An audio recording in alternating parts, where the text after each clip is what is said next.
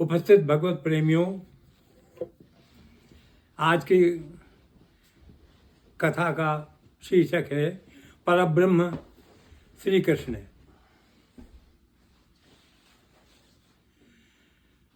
पहले थोड़ा भगवान नाम संकीर्तन करेंगे, फिर प्रसंग चालू होगा। श्री कृष्ण गोविंद हरे मुरारे, हे नाथ नारायण वासुदेवा।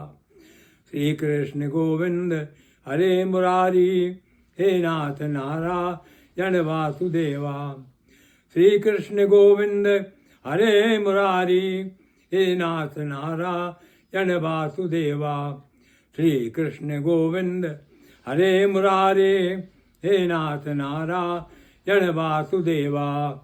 श्री कृष्ण गोविंद हरे मुरारी, हे नाथ नारायण वासुदेवा। बोले श्री कृष्ण भगवान की जय। ओम अज्ञानतिमिरान्धस्य ज्ञानाञ्जनं शलाकया चक्षुरुन्मिलितं येन तस्मै श्री गुरुवे नमः। वेदों से पूछा गया कि परम तत्व क्या है, परम पुरुष क्या है, तो वेदों ने ही उत्तर दिया, यतो वा इमानि भूतानि जायन्ति येन जातानि जीवन्ति यत् प्रयन्ति अभिशम विशन्ति तद् ब्रह्म विजिज्ञासुः। तैत्तिरीय उपनिषद का तीसरी वल्ली का पहला अनुवाक, जिससे ये जगत पैदा होता है, जिसमें इस जगत की रक्षा होती है, जिसमें ये जगत स्थित है और जिसमें ये जगत विलीन होगा, उसे परम तत्व परब्रह्म कहते हैं। ठीक, उस परब्रह्म का क्या स्वरूप है तो बताया, वेदों ने ही बताया। यत्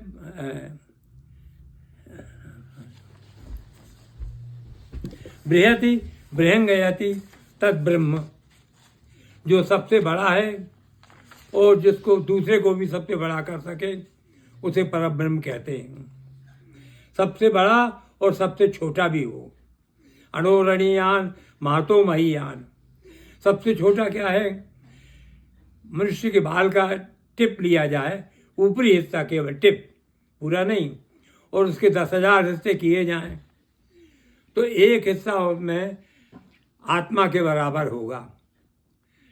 इस आत्मा में भी परमात्मा व्याप्त रहता है, तो इससे पता चलेगा कि आत्मा तो छोटी है, सबसे छोटी, उससे भी छोटे परमात्मा का स्वरूप होना चाहिए जो इसमें व्याप्त हो जाएगा। अब सबसे बड़ा क्या है? सबसे बड़ा पृथ्वी है, पृथ्वी से बड़ा ब्रह्मांड है, और एक नहीं, ब्रह्मांड कितने हैं इससे अंदाजा लगाया जा सकता है कि भगवान श्री राम ने कौशल्या जी को अपना विराट रूप दिखाया। दिख रहा वा माता ही तब अद्भुत रूप अखंड, रोम रोम प्रति लागे कोटि कोटि ब्रह्मांड। करोड़ों ब्रह्मांड भगवान के एक रोम में लगे हुए थे। अब कितने रोम होंगे और कितने ब्रह्मांड होंगे, इसकी कल्पना आप कर सकते हैं। ये सब ब्रह्मांड उस ब्रह्म में समा जाते हैं। तो सबसे बड़ा इसका नाम बताया और सबसे छोटा भी, इसे परब्रह्म कहते हैं। फिर वेद ने ही बताया कि इसका नाम क्या है, इसका नाम भी होना चाहिए। वेद ने कहा हाँ, साथ में इसके पहले वेद ने वार्निंग की कि बिना वेद के ये समझा परब्रह्म को कोई समझ नहीं सकता। न वेद में मनते तम बृहंतम, इसलिए वेद में ही जाना पड़ेगा। कृष्णोपनिषद ने बताया, कृष्ण एवं परब्रह्म, श्री कृष्ण परब्रह्म है। विष्णु पुराण ने बताया, द्विविजा ज्ञानाद्यम वनमालनीश्वरम नराकृतम परब्रह्म। वह दो हाथों वाला है, ज्ञान का सर्वज्ञ है, वनमाला पहने हुए हैं और उनकी आकृति मनुष्य के जैसी है। ये विष्णु पुराण ने बताया। फिर इसके बाद गोपाल तापनी उपनिषद से पूछा तो उन्होंने बताया योसौ परब्रह्म गोपाला, परब्रह्म को गोपाल कहते हैं। योसौ सर्वात्मा गोपाला, वह सबकी आत्मा में स्थित है, वह भी गोपाल ही है, परब्रह्म श्री कृष्ण ही है। पता योसौ सर्वात्मा गोपाला, वह भी गोपाल सर्व जीवों की आत्मा में स्थित रहता है। इतना फिर बताया उसने कस्मान मृत्युर्विभेति, कस्मान मृत्युर्विभेति कस्मान ज्ञाने ने अखिल ज्ञातम भवति, और कहा परमो देवा, गोपाल तापनी उपनिषद। उत्तर भी गोपाल तापनी उपनिषद में दिया, गोविंदान मृत्युर्विभेति, गोपीजन वल्लभ ज्ञाने न सर्वविधम विज्ञातम भवति, और कृष्णो भाई परमो दैवतम, उसने भी बताया कि भाई श्री कृष्ण है जो परब्रह्म है। इस तरह से वेद ने उसका निरूपण किया। फिर वेद ने बताया कि यह तीन इसके नाम होते हैं, तीन स्वरूप होते हैं। बृहदारण्यक उपनिषद ब्रह्म, एक तो निराकार और दूसरा साकार, द्विभाव ब्रह्मणे रूपे मुहूर्तन चैवा मुहूर्तन चा। निराकार ब्रह्म जो है उसका स्वरूप नहीं है, उसका केवल सर्वज्ञ है वो, और दूसरा जो साकार ब्रह्म है वो परमात्मा, और दूसरा भगवान। परमात्मा में लीला नहीं होती, ये शंख चक्र गदा पद्म धारण किए इस सिंहासन पर बैठे रहते हैं, इनकी लीला नहीं होती। इनका नाम नारायण है, इनका नाम विष्णु है, और इनका नाम परमात्मा है। फिर तीसरा भगवान, भगवान में लीला होती है, जैसे राम हुए, कृष्ण हुए, और भी भगवान के अन्य स्वरूप हुए। इस तरह से वेद ने बताया कि इनके तीन भगवान नहीं होते, भगवान के तीन स्वरूप होते हैं। जैसे आप पानी देखते हैं, पानी उसको अगर ठंड पहुंचाई जाए तो बर्फ बन जाएगा, कड़ा हो जाएगा। भाप अगर हीट पहुंचाई जाए तो भाप बन जाएगा। इस तरह से तीन स्वरूप उसको होते हैं, लेकिन पानी ही पानी है तीनों में। इस तरह से परब्रह्म में भी तीन जो स्वरूप बताए, ब्रह्म और दूसरा है परमात्मा और तीसरा भगवान, ये भी वेद ने ही बताए।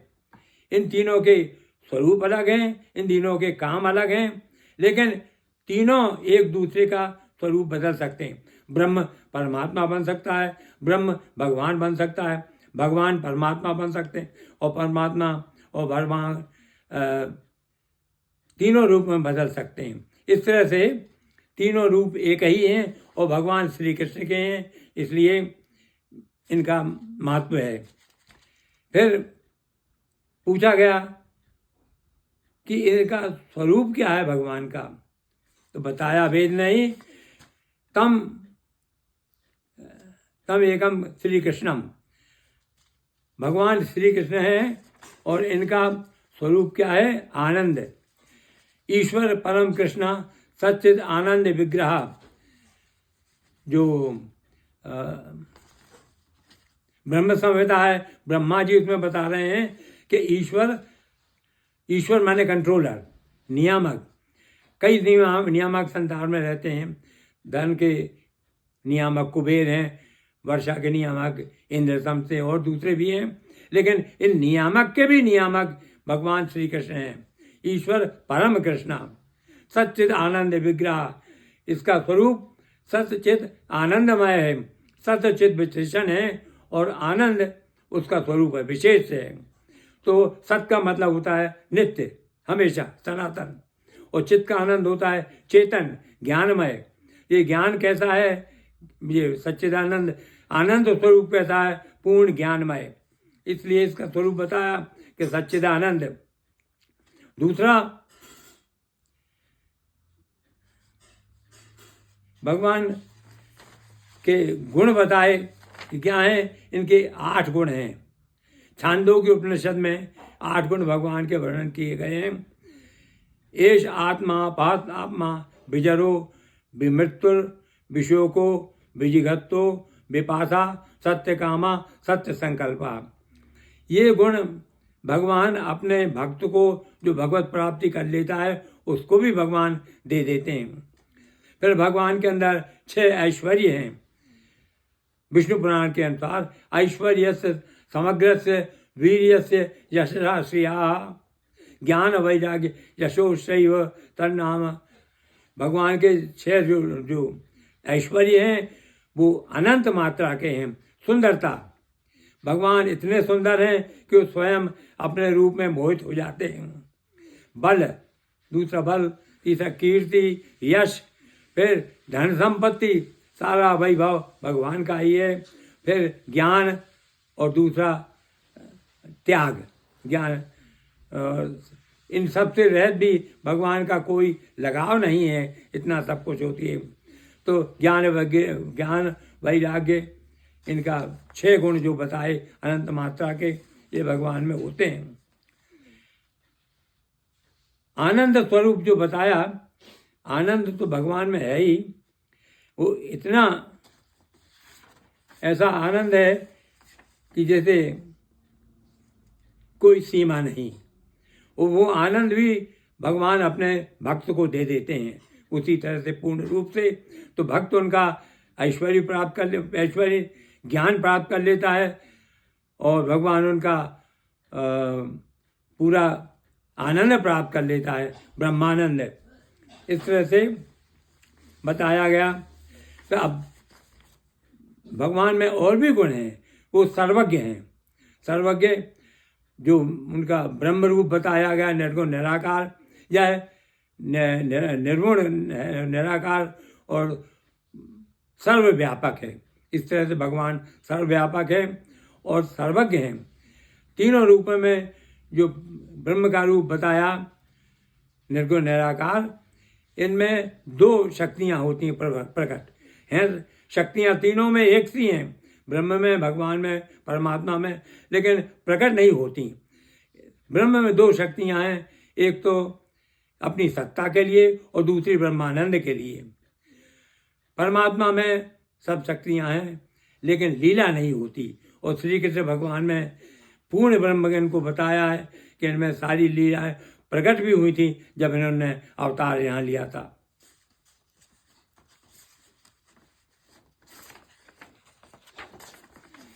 ब्रह्म के लिए बताया कि अर्जुन ने जिस समय भगवान को देखा, विराट रूप जब भगवान ने गीता में अर्जुन को दिखाया, तो उसमें दिव्य सूर्य सहस्रस्य भवे जो प्रतिष्ठिता यदि वह सदृशी सा स्यात् भासत सत्स महात्मना। 11वें स्कंद का 12वां श्लोक गीता में। उनका 10 सूर्य अगर एक साथ 1000 सूर्य निकले आकाश में तो उनका जो प्रकाश होगा वो शायद ही भगवान के ब्रह्म ज्योति के बराबर हो। भगवान का जो प्रकाश था उसको ब्रह्म ज्योति बोलते हैं। दूसरा यह कि यह ब्रह्म ज्योति बहुत मुख्य है। इस ब्रह्म ज्योति से ही संसार का सृजन होता है, ये बहुत आवश्यक है। ये न स्वरोचिता विश्वम रोचितम रोचयाम हम यथार्को अग्निरथा सोमो यथ रक्षितार्का। इस ब्रह्म ज्योति से भगवान ब्रह्मा जी कह रहे हैं नारद को दूसरे स्कंद में कि इस ब्रह्म ज्योति से मैं सारे जगत की रचना करता हूँ और जगत उसी तरह हो जाता है कि जैसे सूर्य के प्रकाश से अंतरिक्ष में जो ग्रह तारे मौजूद हैं वो दिखने लगते हैं, वैसे ही भगवान की इस ब्रह्म ज्योति से मैं सारे संसार की रचना करता हूँ और वो संसार दिखाई देने लगता है। इसी ब्रह्म ज्योति का ब्रह्मा जी ने भी वर्णन किया है। यस्य प्रभा प्रभव तो जगदंड कोटिषु अशेष वसुदादि ब्रह्मणम तद ब्रह्म यस्य प्रभा प्रभव तो जगदंड कोटिषु अशेष ब्रह्म। इस ब्रह्म ज्योति से कोटि ब्रह्मांड, करोड़ों ब्रह्मांडों की रचना होती है और सारे के सारे ब्रह्मांड केवल इस ब्रह्म ज्योति के कारण दिखाई देते हैं। फिर इस ब्रह्म ज्योति का भगवान इस सारे विश्व की रक्षा होती है और विश्व से इसी में ब्रह्म ज्योति से स्थित है, निर्वाण है ब्रह्म ज्योति में।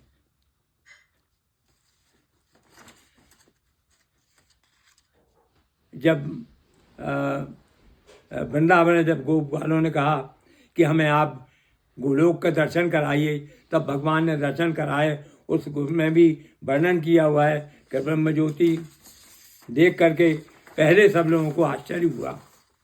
यह ब्रह्म ज्योति ईशोवास उपनिषद में भी वर्णन है। उनमें जब उनका साधक है प्रार्थना करता है कि मुझे, अब सत्य धर्मा नाम था उसका, उसने देखा, भगवान से प्रार्थना की, हे प्रभु हिरण्यमय इस अपावृणु इस ब्रह्म ज्योति को आप हटाइए ताकि मैं आपके दर्शन कर सकूं। तब भगवान ने उस ब्रह्म ज्योति को हटाया। तो इस ब्रह्म ज्योति से संसार की रचना होती है और भगवान इसके द्वारा सर्वव्यापक हैं। और फिर आता है सवाल परमात्मा का। ये परमात्मा, इनको नारायण भी कहते हैं, इनको विष्णु भी कहते हैं, इनको परमात्मा भी कहते हैं। इनके जब सृष्टि की रचना करना होती भगवान को, तो सबसे पहले आद्योवतारा पुरुषा परस्य काला स्वभावा सदन सदसन मनुष्य तत्व है। उसमें पहले भगवान का ये पुरुष अवतार होता है, पहला अवतार। उसमें जो महाविष्णु अवतार से निकलते हैं, उनके रोम रोम से एक एक ब्रह्मांड निकलता है और सारे ब्रह्मांडों की रचना इन्हीं से होती है। ये अपनी योग निद्रा में रहते हैं। योग निद्रा में रहते हुए ब्रह्मांड इनसे निकलते हैं। काल, समय, दिन और रात्रि और संसार की सारी वस्तुएं जो भी हैं, मनुष्य का स्वभाव है, सुख दुख है, और जो तीन गुण हैं, सतोगुण रजोगुण तमोगुण, ये सब। और इसके साथ में दूसरे विष्णु का भी इनसे पदार्पण होता है। वो हैं युगा गर्भोदकशाही विष्णु और क्षीरोदकशाही विष्णु। गर्भोदकशाही निकल करके प्रत्येक ब्रह्मांड में उस ब्रह्मांड की रचना करते हैं। वो जा करके अपनी योग निद्रा में रहते हैं और उनके नाभि से जो कमल निकलता है, उस कमल के ऊपर ब्रह्मा स्थापित रहते हैं और ब्रह्मा फिर जगत की रचना उस ब्रह्मांड में करते हैं। इस तरह से सारे ब्रह्मांडों की रचना इन्हीं के द्वारा होती है और महाविष्णु के द्वारा ये गर्भोदकशाही विष्णु निकलते हैं। फिर इसके बाद क्षीरोदकशाही विष्णु तीसरे विष्णु हैं। ये तीसरे विष्णु अंडांतर से परमाणु चरांतर, परमाणु में भी और अंड में भी, दोनों में स्थित होते हैं। जीवात्मा में भी और पदार्थों में भी। पदार्थों के अंदर परमाणु रहते हैं, उसमें ये मौजूद रहते हैं। ये ना रहें तो पदार्थ की स्थिति संभव नहीं है।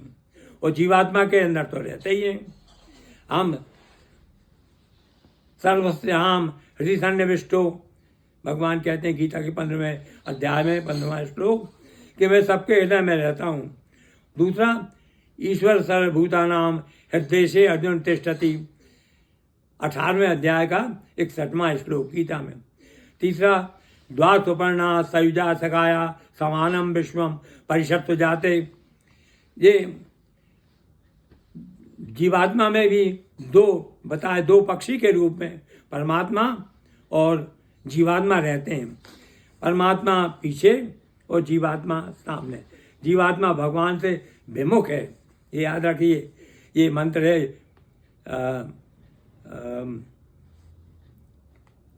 श्वेताश्वर उपनिषद के 4थे अध्याय का 6वां मंत्र है। तो इस तरह से जीवात्मा में और परमात्मा, जीवात्मा में और सारे पदार्थों में ये भगवान, इनका चतुर्भुज रूप रहता है। जहाँ भी भगवान हृदय में रहते हैं, और योगी लोग इन्हीं का दर्शन करना चाहते हैं। तो इस सर्वात्मा के रूप, परमात्मा के रूप में भगवान सबके हृदय में स्थित रहते हैं। फिर आया भगवान का स्वरूप, तो भगवान का स्वरूप तो सब जानते ही हैं। 6 ऐश्वर्य बताया इनका, इनके गुण बताए, और इनका मुख्य इनका काम होता है अपने भक्तों की रक्षा करना, भक्तवश्य। और भक्तवश्य का मतलब होता है भक्त के वश में होते हैं भगवान, ये इनकी विशेषता है। और बाकी तो सब काम ठीक ही है, लेकिन मुख्य भगवान का काम है ये। एक बार पद्म पुराण में कथा आती है कि भगवान और कृष्ण जी के बीच में और शंकर जी के बीच में वार्तालाप होता है। तब वो बताते हैं, माया गुण यतो में शाम कुर्वन्ति सर्जनादिकम नाम करोमि किंचित सृष्टि आदिक महानदेव।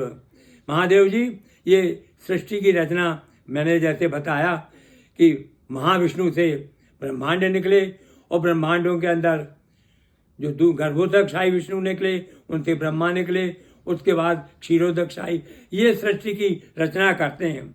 मैं खुद कुछ नहीं करता। भगवान बैठ के केवल अपने भक्तों, अपने लीला करते हैं अपने भक्तों के साथ, अपने गोप ग्वालों के साथ, राधा जी के साथ, अपने माता पिता के साथ में। ये इनका भगवान का, और सबसे बड़ा कार्य जो भगवान का है वो है अपने भक्तों की रक्षा करना, भक्तों की देखभाल करना। ये स्वयं भगवान करते हैं, किसी और को नहीं देते। ये मुख्य कार्य है इनका। एक बार महर्षि ये अम्बरीश राजा थे, ये भगवान के बड़े भक्त थे।